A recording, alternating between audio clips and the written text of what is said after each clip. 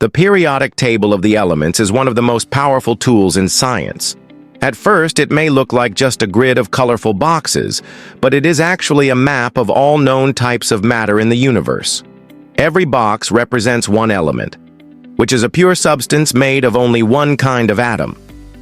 Inside each box, you'll find 4 important pieces of information.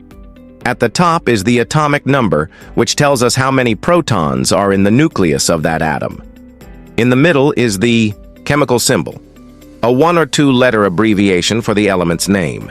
Below that is the full name of the element, and at the bottom is the atomic mass, which is the average mass of all the naturally occurring forms of that element.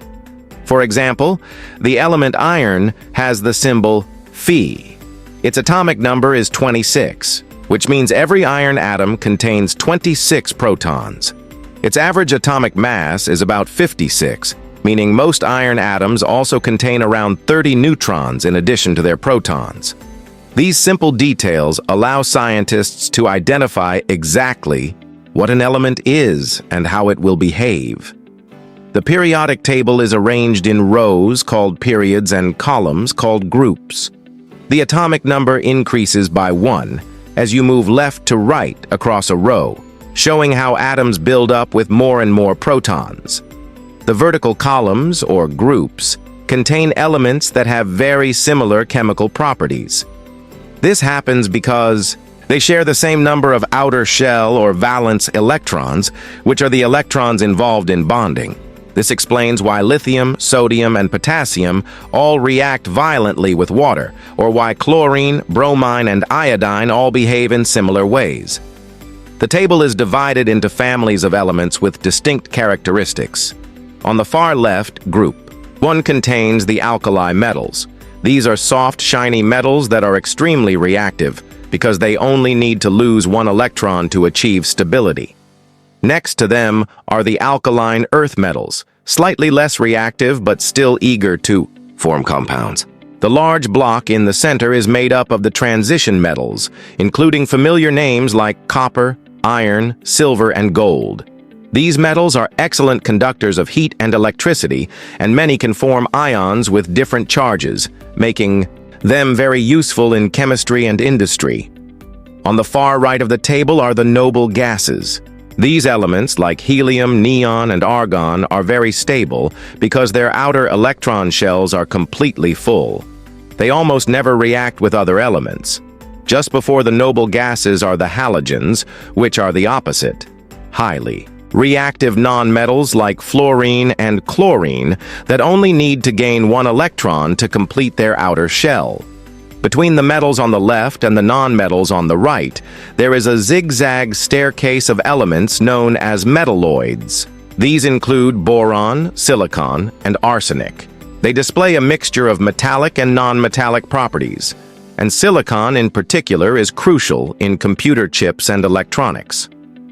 Beneath the main table are 2 separate rows called the lanthanides and the actinides. They are placed down there simply to keep the table from becoming too wide. The lanthanides are known as the rare earth elements, often used in magnets, lasers, and other advanced technologies.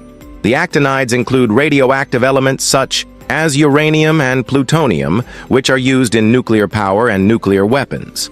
Elements with atomic numbers greater than 92 are known as transuranium elements. Most of these do not occur naturally and must be created in laboratories, and many of them exist for only fractions of a second before decaying. The structure of the periodic table is based on a principle called the periodic law. This law states that when elements are arranged by increasing atomic number, their chemical and physical properties repeat in predictable patterns. These patterns come from electron configurations, which describe how electrons fill up the shells around the nucleus. Because the same types of orbitals fill at regular intervals, elements with similar outer electron structures line up in the same columns and therefore share similar chemistry.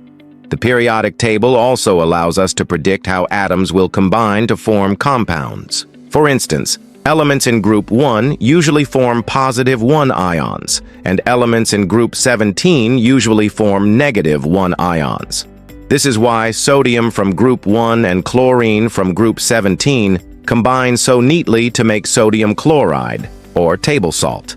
Magnesium from group 2 forms a positive 2 ion, while oxygen from group 16 forms a negative 2 ion. Together, they bond to make magnesium oxide. Even the water molecule can be explained this way, with 2 hydrogen atoms bonding to 1 oxygen atom. There are also important trends across the table. Atomic radius, or the size of atoms, decreases as you move from left to right across a row because the positive pull of the nucleus becomes stronger. But size increases as you move down a column because new electron shells are added.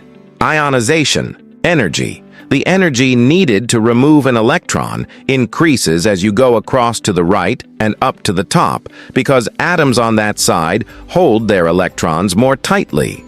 Electronegativity, the measure of how strongly an atom attracts electrons, in a bond follows a similar trend. The most electronegative element is fluorine, while large metals like cesium are among the least.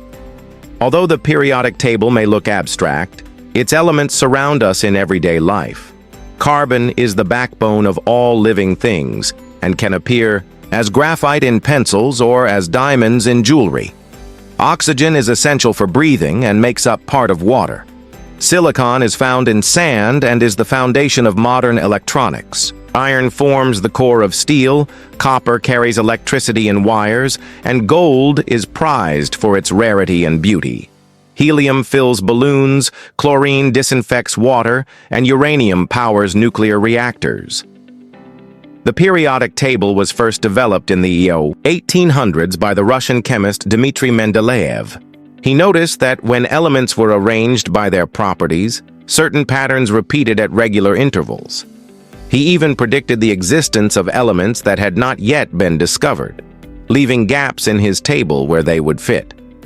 Today, the modern periodic table is arranged strictly by atomic number rather than mass, but Mendeleev's vision laid the foundation for one of the greatest scientific tools of all time. In the end, the periodic table is far more than a chart of elements. It is a roadmap of matter itself, showing the hidden order behind the diversity of materials that make up the universe. It allows scientists to predict, to design, and to create, turning knowledge of atoms into technologies that shape our world. What looks like a grid of simple boxes is in reality a gateway into the structure of reality.